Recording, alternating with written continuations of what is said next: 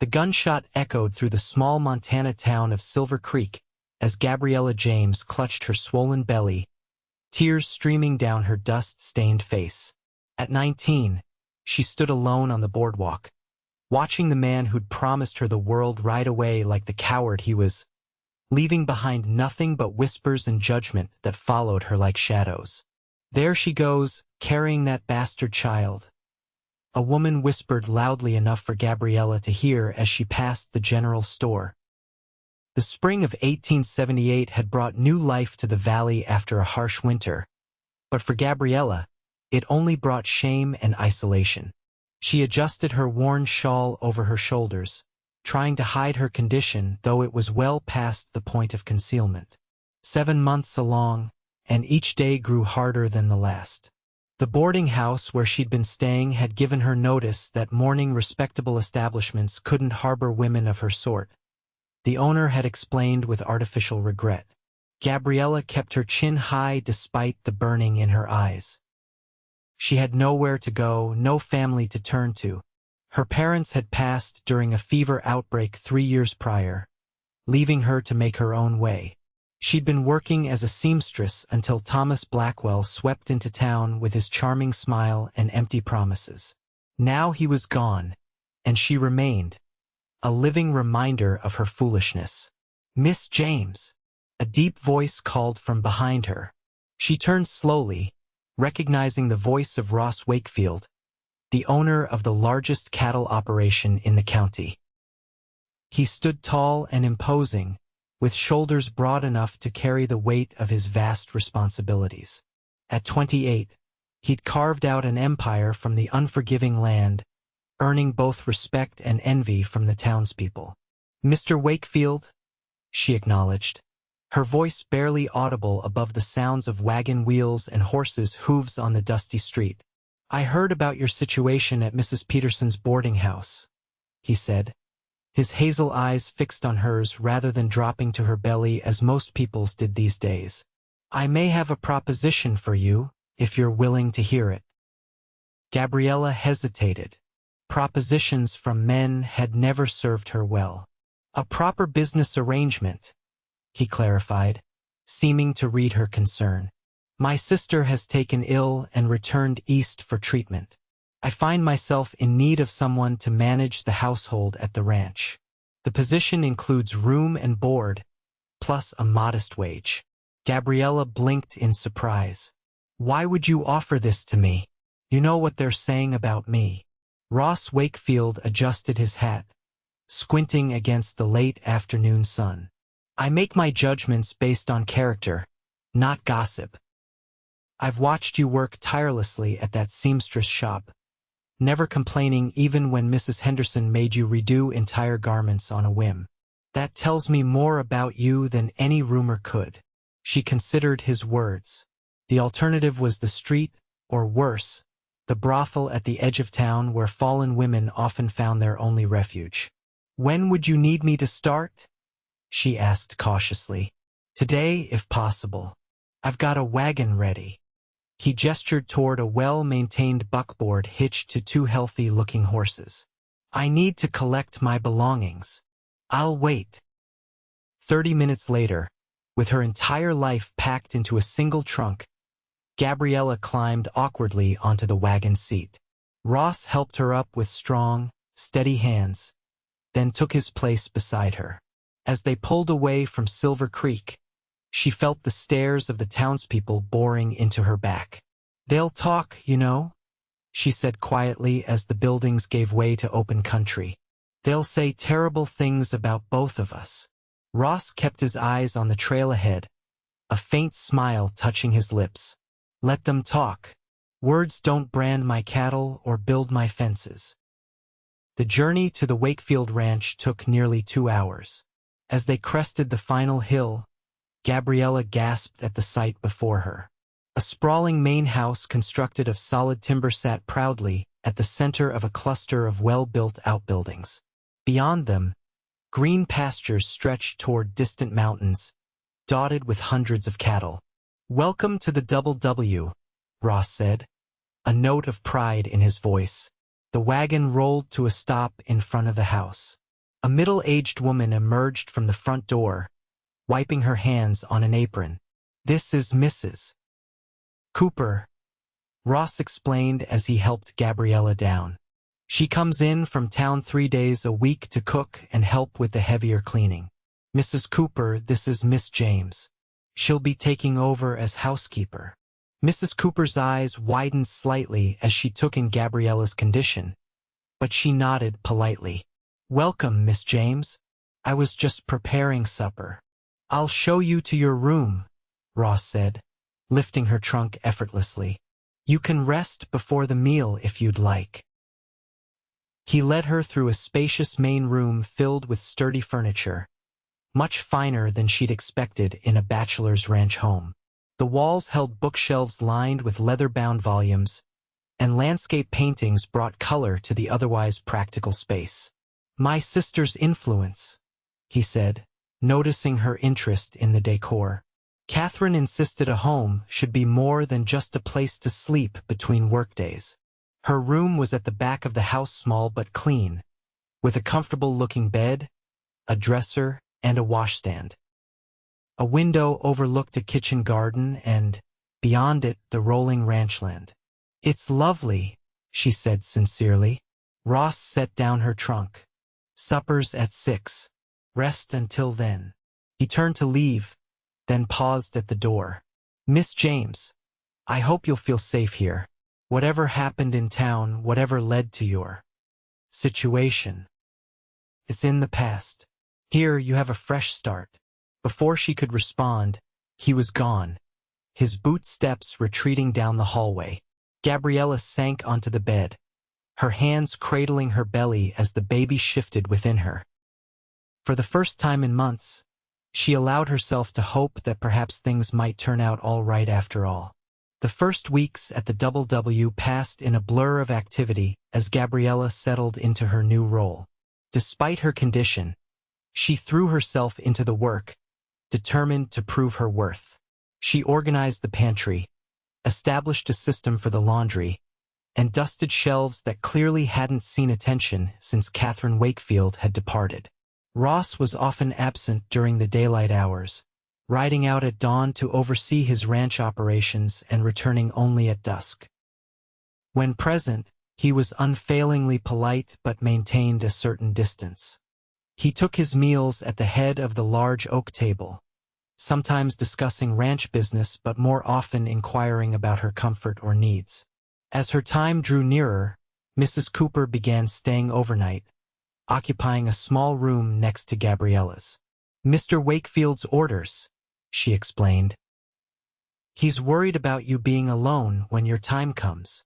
One evening in mid-June, nearly a month after Gabriella's arrival, she was sitting on the front porch, enjoying the cooler air after a sweltering day.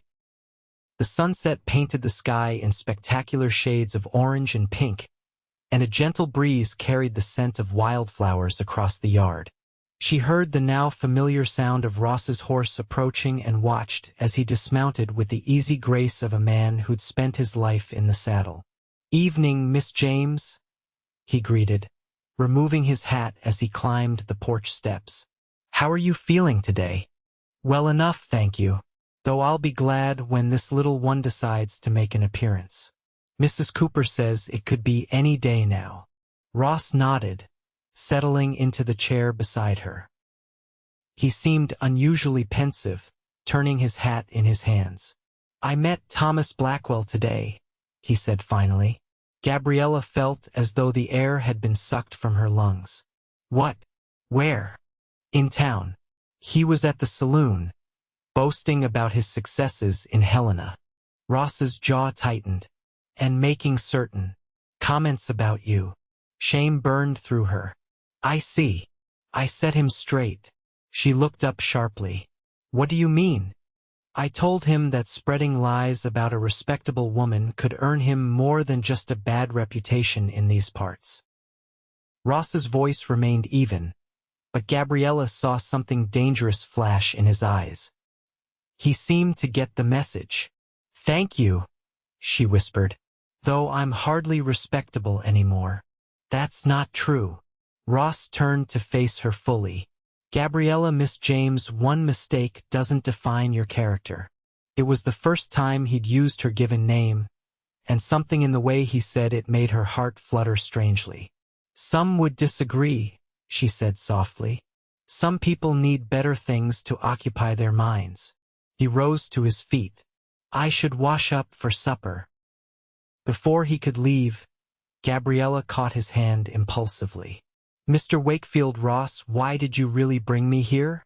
There must have been other women in town who could have managed your household, women without complications. He looked down at their joined hands, then met her eyes. Everyone deserves a second chance, Gabriella. I've had mine. I thought you should have yours. With that cryptic statement, he gently withdrew his hand and disappeared into the house, leaving her to wonder what second chance he might have needed in his own life. 2 nights later, Gabriella woke to a sharp pain that stole her breath. By dawn, Mrs. Cooper had sent one of the ranch hands galloping toward town to fetch the doctor, while another was dispatched to find Ross, who'd ridden out early to check on a remote section of fence line. The labor progressed rapidly. By mid-morning, the doctor had arrived, but Ross was still absent. As the pains intensified, Gabriella found herself wishing for his reassuring presence, though she couldn't articulate why his comfort seemed more essential than that of the medical professional attending her. Shortly after noon, with a final excruciating effort, Gabriella brought her son into the world, a robust, red-faced boy with a healthy set of lungs that he used to announce his arrival. As the doctor cleaned and swaddled the infant, Gabriella heard the thunder of approaching hooves, followed by boots pounding up the porch steps and down the hallway. Ross appeared in the doorway, breathing hard, his face lined with concern. I came as soon as I heard. Are you? His words faltered as his gaze fell on the bundle in the doctor's arms. A fine, healthy boy, the doctor announced, bringing the infant to Gabriella. Congratulations, Miss James. She took her son into her arms, marveling at his tiny features. When she looked up, she found Ross watching them with an unreadable expression. Would you like to meet him? She asked softly. Ross approached cautiously, as if the newborn might break if he came too close. He peered down at the child, and something in his face softened. He's perfect, he said, his voice rough with emotion. Yes, she agreed. He is. The doctor cleared his throat. I'll need a name for the birth record. Gabriella hesitated. She hadn't decided on a name, and the question of the surname weighed heavily. To give him hers would brand him illegitimate forever. Henry, she said finally. Henry James. The doctor nodded, making a note in his book. Father's name. Before she could respond, Ross stepped forward. Wakefield. Henry James Wakefield. Gabriella stared at him in shock. The doctor looked between them, confusion evident on his face. I thought, he began. My wife and I would appreciate your discretion, Doctor, Ross said firmly. The circumstances of our marriage are our own business. Of course, Mr. Wakefield. My apologies. The doctor hastily amended his records. I'll file these in town tomorrow. After the doctor departed, Mrs. Cooper tactfully withdrew to prepare a meal, leaving Ross and Gabriella alone with the newborn. Why did you do that? Gabriella asked, still stunned by his declaration. Ross sat carefully on the edge of the bed. They called your baby a bastard. I won't have that, not when he can carry my name. Tears welled in her eyes. But the rumors, the scandal, will die down, he finished. People will assume we married in secret because of the circumstances. It's not uncommon. But we're not married, she pointed out. Ross met her gaze steadily. We could be. Her heart stuttered in her chest. What are you saying? I'm saying that I admire you, Gabriella. Your strength, your dignity in the face of adversity. I'm saying that little Henry deserves a father, and you deserve a man who will stand beside you, not abandon you. He took a deep breath. I'm saying I would be honored to make the doctor's assumption a reality. But you don't love me, she whispered. Not yet, he acknowledged honestly. But I believe I could very easily. The question is whether you could ever love me. Gabriella looked down at her son, then back at the man offering them both protection, a name, a future. There was kindness in his eyes, and something more, a warmth that made her wonder if perhaps he was already further along the path to love than he realized. I think, she said slowly, that would be the easiest thing in the world. 3 days later, the circuit preacher who visited the outlying ranches every month performed a simple ceremony in the main room of the ranch house. Mrs. Cooper stood as witness, beaming with approval, while Henry slept peacefully in a cradle Ross had crafted by hand during the nights following his birth. Gabriella wore a dress of pale blue that Ross had purchased in town, her first new garment in over a year. When the preacher pronounced them husband and wife, Ross kissed her with gentle restraint, but his eyes promised more when they were truly ready. That evening, after Mrs. Cooper had departed for her own home in town, Ross showed Gabriella to the master bedroom. This is your room now, he said. Mine is across the hall. I thought. That is, I don't expect. He cleared his throat awkwardly. You need time to recover, and we need time to know each other properly. Gabriella felt a rush of gratitude for his consideration. Thank you, Ross. He nodded, then gestured to Henry's cradle, which had been moved into the room. I thought he should stay with you, but I can take him sometimes if you need rest. You're very good with him, she observed. Indeed, over the past days, she'd watched with amazement as the rugged rancher handled her son with surprising tenderness, changing cloths and walking the floor when the infant was fussy. He makes it easy, Ross replied with a small smile. He has his mother's sweet temperament. The compliment warmed her, and she impulsively rose on tiptoe to press a kiss to his cheek. Good night, husband. His eyes darkened at the word. Good night, wife, he murmured, before reluctantly withdrawing to his own room. As summer ripened into a glorious Montana autumn, life at the DoubleW fell into a pleasant rhythm. Henry grew stronger each day, his personality emerging in gummy smiles and curious eyes that tracked movement with increasing awareness. Ross arranged for the construction of a proper nursery adjacent to the master bedroom, but for now, Henry remained close to Gabriella. The ranch hands, initially awkward around the baby and confused by their boss's sudden family, quickly became protective of both mother and child. Old Jim, who'd worked for Ross since he first established the ranch, took to carving small wooden animals for Henry, presenting them shyly when he thought no one was watching. Ross and Gabriella's relationship evolved slowly but steadily. They shared meals, discussed books from his extensive library, and gradually exchanged confidences about their pasts. Gabriella learned that Ross had come west after the war with nothing but determination and the skills he'd developed growing up on his family's small farm in Pennsylvania. He'd worked as a hired hand on various ranches, saving every penny until he could stake his claim on the land that would become the DoubleW. In turn, she told him about her childhood in Ohio, her parents' decision to seek opportunity in the West, and the devastating illness that had claimed them both within days of each other. She spoke of her dreams of one day opening her own dress shop, ambitions that had seemed impossible until Thomas Blackwell convinced her that his love would provide the security she needed to pursue them.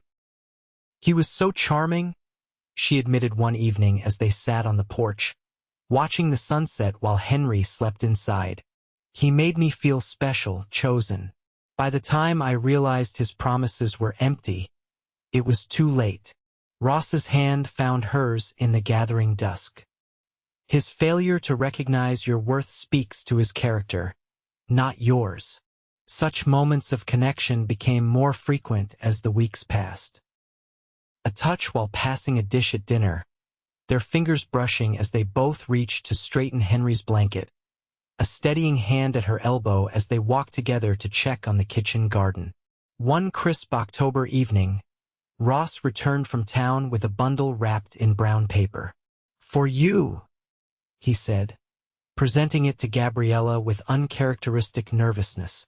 She unwrapped it carefully to reveal a bolt of fine wool in a rich burgundy shade, along with matching thread and buttons. "Winter's coming," he explained. "I thought you might like a new dress for the cold weather. Mrs. Cooper mentioned you're quite skilled with a needle." Gabriella ran her fingers over the luxurious fabric. "It's beautiful, Ross. Thank you. There's more." He reached into his pocket and withdrew a small leather-bound book. "I saw this and thought of you." It was a collection of poetry by Elizabeth Barrett Browning. Gabriella opened it reverently, treasuring both the gift and the thought behind it. "No one's ever given me books before," she said softly.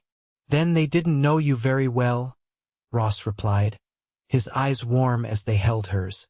"Would you read something to me?" That night began a new tradition.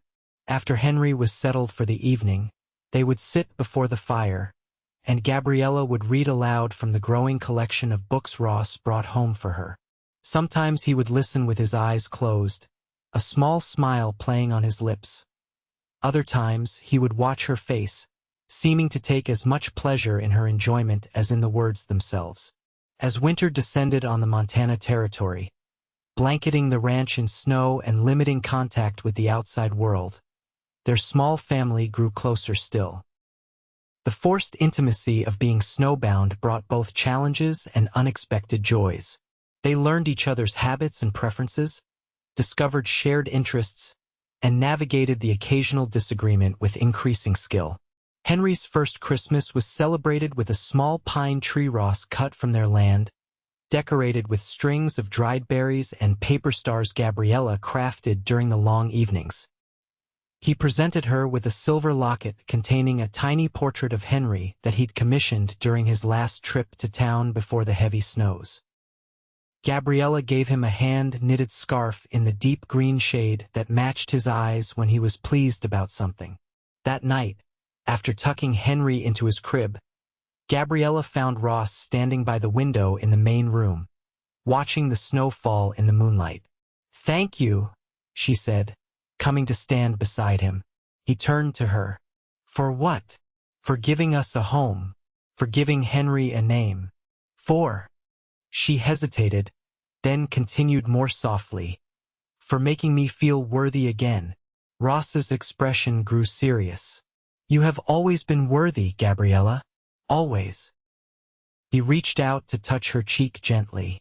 "I'm the fortunate one here. You've brought life back to this house to me." Something in his voice, in the way his eyes held hers, made her heart race. He leaned down slowly, giving her time to withdraw if she wished, then pressed his lips to hers in a kiss that began tenderly but quickly deepened with months of restrained longing. When they finally parted, both breathless, Ross rested his forehead against hers. "I love you," he whispered. "I think I have since the day Henry was born and I saw you holding him, so brave and beautiful." Gabriella felt tears of joy prickling behind her eyelids. "I love you too," she replied. "So much that sometimes it frightens me." He drew back slightly to look into her eyes. "Why does it frighten you?" "Because I've been wrong before. I trusted the wrong man and I'm not him," Ross said firmly. "I will never be him. What I feel for you is not a passing fancy, Gabriella. It's the foundation I want to build our life upon." Later that night, when Henry had been fed and settled back to sleep, Gabriella slipped across the hallway to Ross's room. He opened the door at her soft knock, surprise evident on his face. "Is something wrong?" "Is Henry is fine," she assured him. I don't want to be apart from you anymore." Understanding dawned in his eyes, followed by a heat that made her breath catch. He reached for her hand, drawing her gently into the room and closing the door behind them. "Are you certain?" he asked, his voice husky. In answer, she twined her arms around his neck and brought his mouth down to hers. That night, their marriage became true in every sense. Ross's lovemaking was considerate and passionate, revealing a depth of feeling that overwhelmed her. In his arms, Gabriella found not just physical pleasure but a profound sense of homecoming, as if all the hardships of her life had been leading her to this man, this place, this moment of perfect belonging. As they lay together afterward, her head resting on his chest while his fingers traced lazy patterns on her bare shoulder, Gabriella marveled at how much her life had changed in less than a year. From desperation and shame to love and security, it seemed almost unbelievable. "What are you thinking about?" Ross murmured against her hair.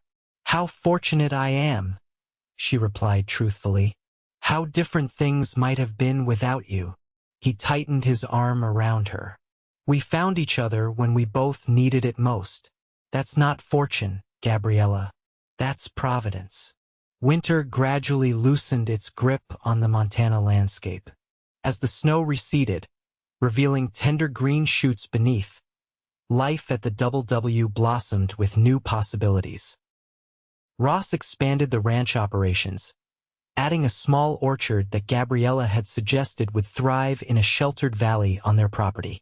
He purchased additional breeding stock to improve his herd, his confidence bolstered by Gabriella's unwavering belief in his vision for their future. Henry grew into a sturdy toddler with his mother's golden curls and a determined spirit that Ross claimed came from both of them. He trailed after Ross whenever possible, perched securely in front of him on horseback during short rides around the ranch yard, his delighted laughter the sweetest sound either parent had ever heard. On Henry's first birthday, they hosted a small gathering. Mrs. Cooper and her husband attended, as did the doctor who had delivered him, along with several neighboring ranchers and their families. It was the first time many of them had visited the DoubleW since Gabriella's arrival, and she felt a momentary trepidation as they arrived. "They'll be measuring me against Catherine's standards," she confided to Ross as they prepared for their guests. His sister had been well known for her gracious entertaining before her illness. "They'll find you exceeding them," Ross assured her, kissing her cheek. "Besides, Catherine will be delighted when she visits next month and sees what you've done with the place." The impending visit from Ross's sister had been causing Gabriella some anxiety, though Catherine's letters from her home in St. Louis had been unfailingly kind. Gabriella couldn't help wondering if the reality of her brother's marriage to a woman with such a questionable past might prove more difficult to accept in person. The birthday celebration dispelled at least some of her worries about social acceptance. The guests were cordial, and if there was any lingering gossip about the circumstances of their marriage, it wasn't evident in their behavior. Several of the ranchers' wives even invited her to join their sewing circle, which met monthly at different homes to combine socializing with productive handwork. As the last guests departed, Gabriella stood on the porch with Henry drowsing against her shoulder, watching Ross bid farewell to old Jim, who was heading into town for supplies. "That went well, I think," she said when Ross returned to her side. "It did." He smiled, taking the sleepy child from her arms. "Mrs. Prescott couldn't stop praising your apple pie, and I noticed Mrs. Thornton asking about your dress pattern." Gabriella smoothed the skirt of the burgundy wool dress she'd made from his gift. She'd added delicate embroidery at the collar and cuffs, transforming the simple garment into something special. "You're becoming quite the respected rancher's wife," Ross continued, leading her back inside. "Soon you'll be setting the standards for the entire county." She laughed. "Hardly, but it is nice to feel accepted." Ross laid Henry in his bed, now moved to the nursery but with the door left open so they could hear him. Then he turned to Gabriella with a serious expression. "I've been thinking," he said, taking her hands in his, "about your dream of having your own dress shop." Gabriella blinked in surprise. She hadn't mentioned that ambition in months, having set it aside as her life took such an unexpected turn. Silver Creek is growing, he continued. The railroad spur will be completed by next spring, bringing more families, more opportunities. There's a vacant storefront next to the mercantile that would be perfect for a ladies' shop.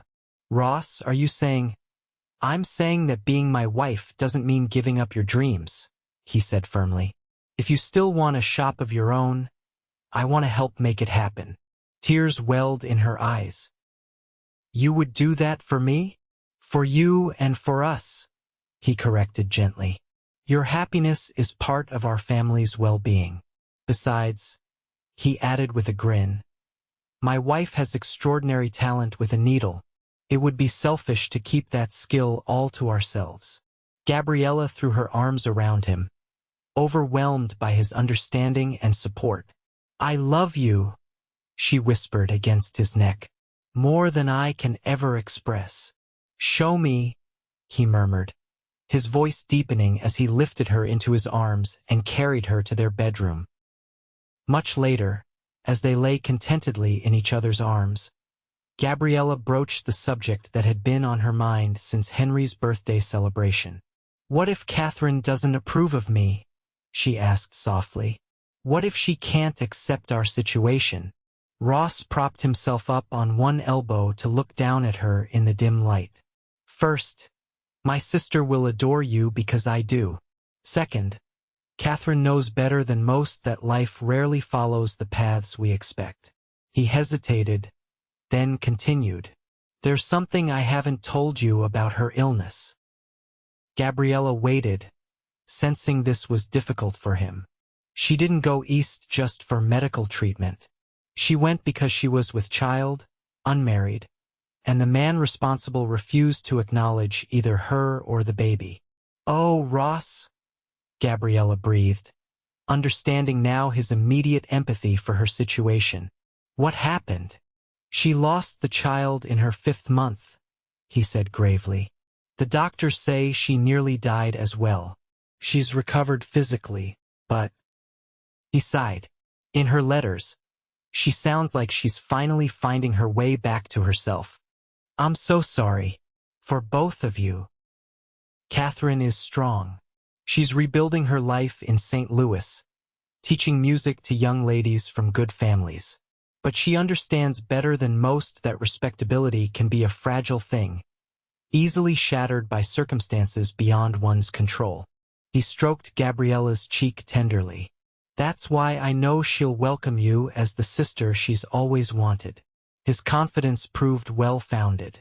Catherine Wakefield arrived on a bright spring morning, stepping down from the stagecoach with the same direct gaze and forthright manner as her brother.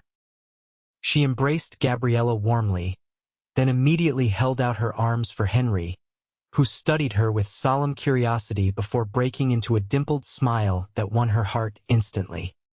He has the Wakefield chin, she declared, looking pleased. Strong and stubborn, just like his father. Over the following weeks, the two women formed a genuine bond. Catherine shared stories of Ross's childhood that made Gabriella laugh until her sides ached, while Gabriella taught Catherine the traditional quilting patterns her mother had passed down to her. Together, they planned the details of Gabriella's shop, with Catherine offering practical suggestions from her own experience as an independent woman. You've made my brother happier than I've ever seen him, Catherine told her one afternoon as they worked side by side on a quilt for Henry's bed.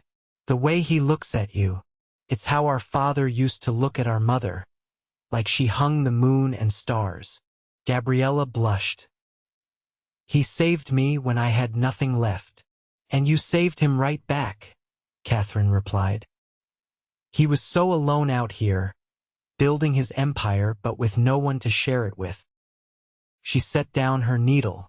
You should know that before I left, I tried to convince him to sell the ranch and come east with me. He refused, said the land was in his blood now. But I worried about him being so isolated. He has friends here, Gabriella pointed out. The other ranchers respect him. Respect isn't the same as love, Catherine said simply. He needed a family of his own, even if he wouldn't admit it. When Catherine departed at the end of her month-long visit, she left behind not only the promise to return for Christmas, but also the certainty that Gabriella had truly found her place in the Wakefield family. The summer brought both challenges and rewards. A drought threatened the hayfields until a week of gentle rain arrived just in time. The cattle fetched good prices at market, allowing Ross to hire additional hands and purchase the storefront in town for Gabriella's shop. Henry took his first unassisted steps, toddling determinately from Ross to Gabriella with a look of triumph that had them both laughing through happy tears. As autumn approached once more, bringing with it their first wedding anniversary, Gabriella realized with a mixture of joy and trepidation that she was expecting again. She waited until they were alone after dinner, Henry already asleep in his crib, to share the news with Ross. "Are you certain?" he asked, his expression a complex blend of delight and concern. She nodded. "About 3 months along, I think. The baby should arrive in early spring." Ross gathered her into his arms. "Are you happy about this?" he asked, searching her face. "Very happy," she assured him, "but a little frightened too. Henry's birth was difficult, and this time you'll have proper care from the beginning." He interrupted firmly. "Dr. Patterson will attend you regularly, and will bring in a midwife from Helena for the birth if necessary." His hand rested protectively over her still flat abdomen. "You and our children are everything to me, Gabriella. I won't take any chances with your health." True to his word, Ross ensured that Gabriella received the best possible care throughout her pregnancy. He insisted she delay the opening of her shop until after the baby's arrival, hiring workers to prepare the space according to her specifications but refusing to let her overtax herself with the preparations. Catherine returned for Christmas as promised, bringing elegant gifts from St. Louis and the welcome news that she had purchased a house there and wished to settle permanently nearby.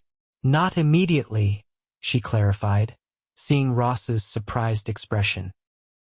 "I still have commitments to my students, but perhaps next year.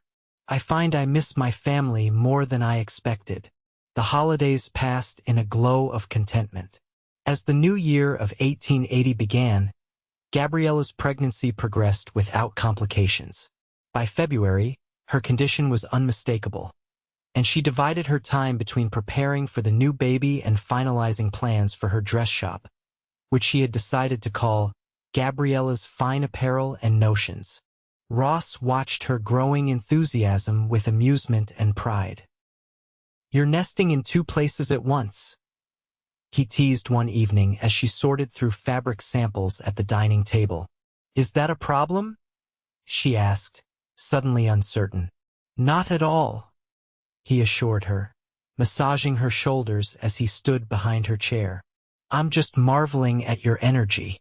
You're creating a legacy for our children, both here at the ranch and in town."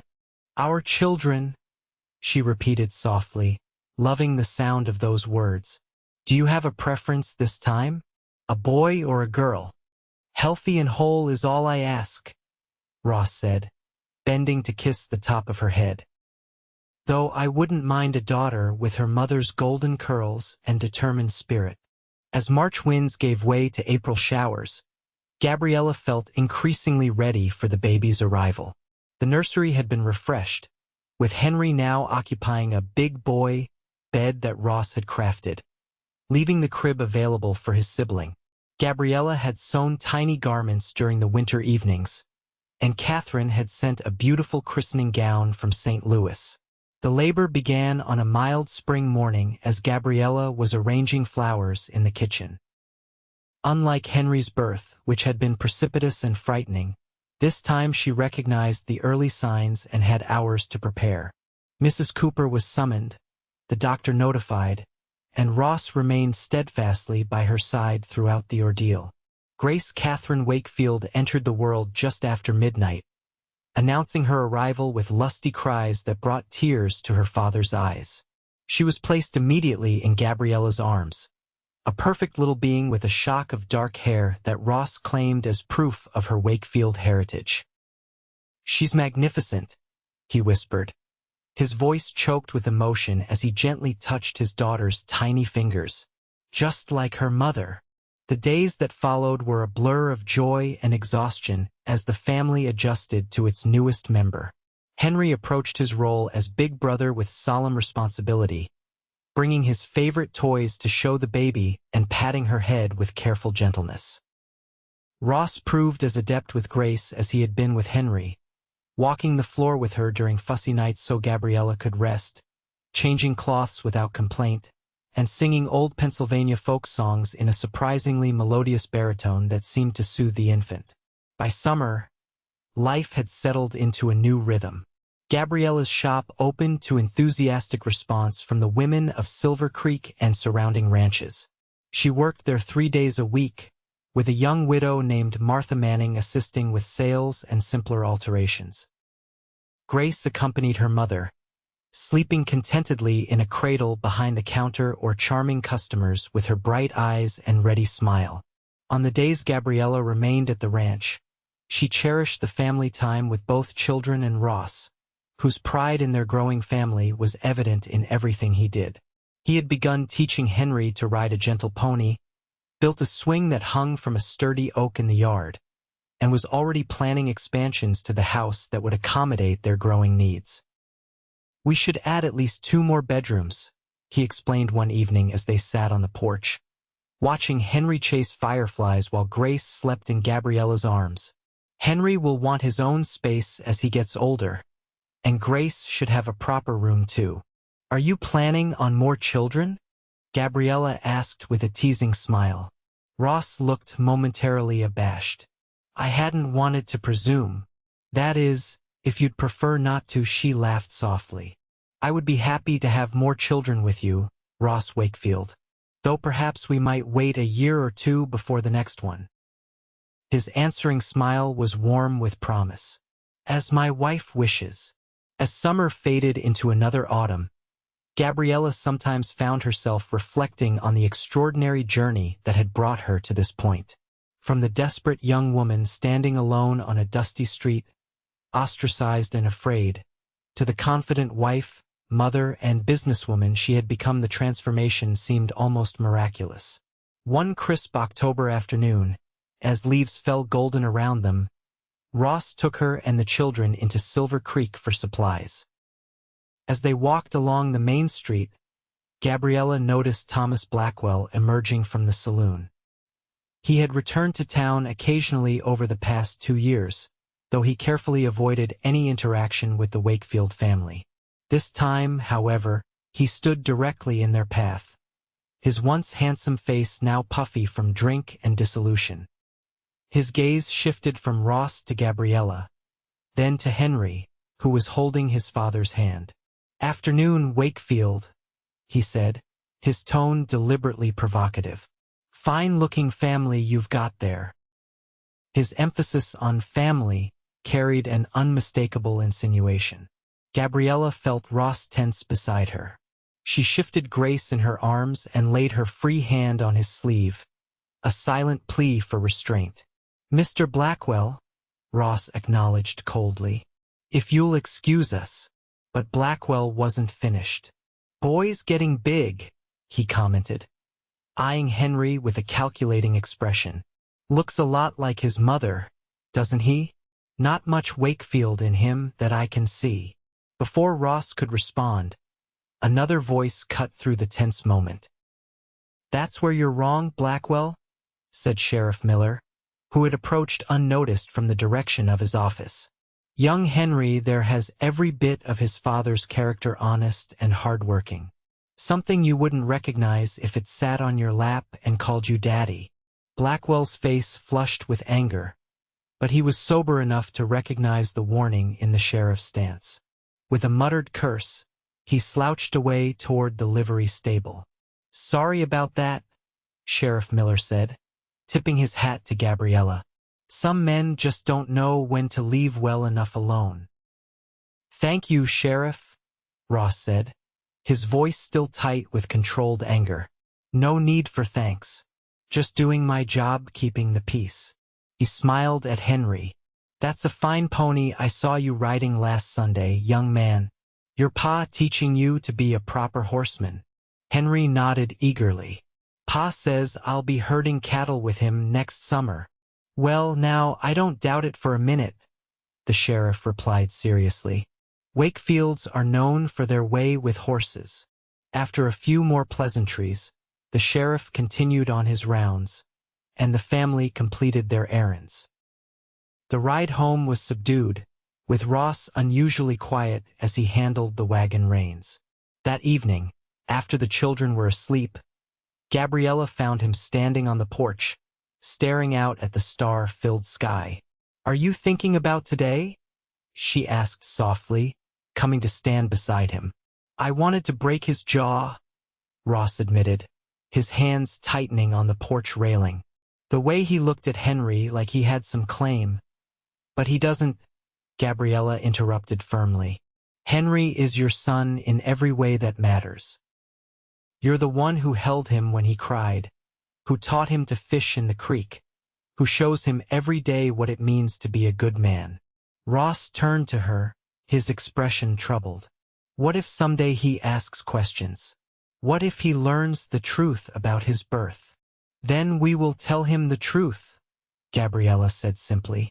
That he was born of my love and your choice. That family isn't just about blood, it's about belonging. She reached up to touch his face gently. And that he has always been wanted and cherished.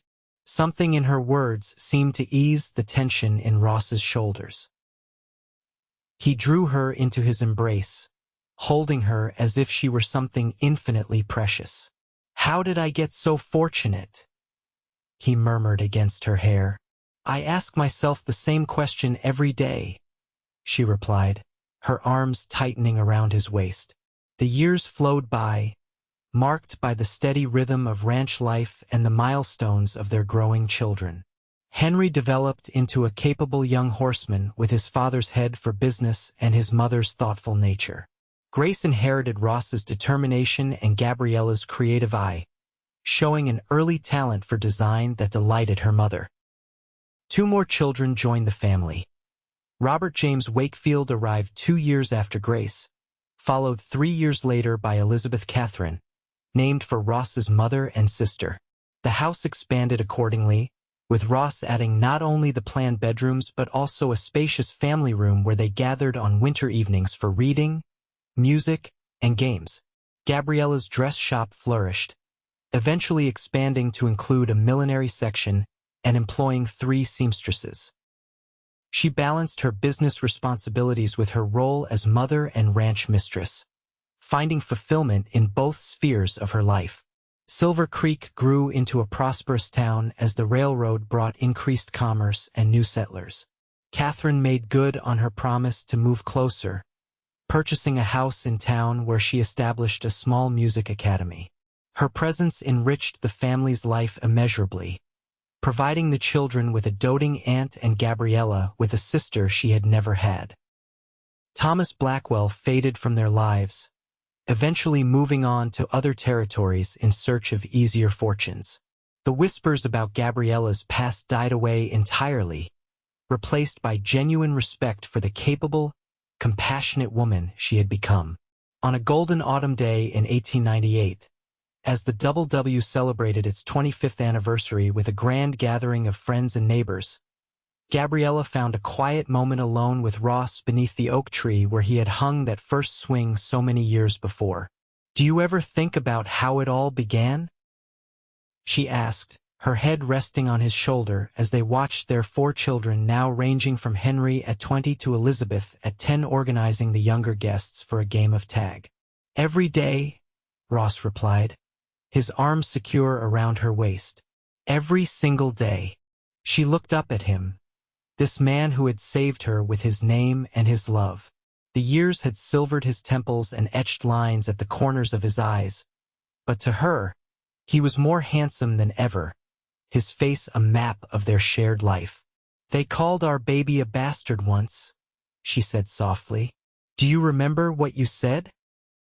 Ross smiled, his eyes warm with memory. "Not when he carries my name," he quoted. "Best decision I ever made." "Our Henry has carried your name proudly," Gabriella observed, watching their eldest son lift his youngest sister onto his shoulders, her delighted laughter carrying across the yard. "And I have carried your love," Ross replied, turning to face her fully. "It has been my greatest honor." As the setting sun painted the Montana sky in shades of gold and crimson, Gabriella Wakefield stood in the circle of her husband's arms, surrounded by the family they had built together through choice rather than chance.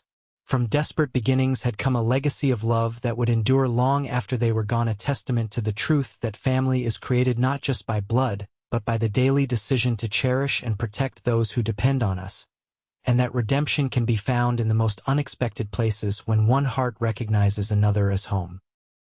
In the fading light, Ross bent to kiss her with the same tenderness he had shown on that Christmas night so many years before when they had first declared their love. And Gabriella knew with absolute certainty that no matter what life might yet bring, they would face it together, just as they always had, with courage, with faith, and with an abiding love that had transformed them both.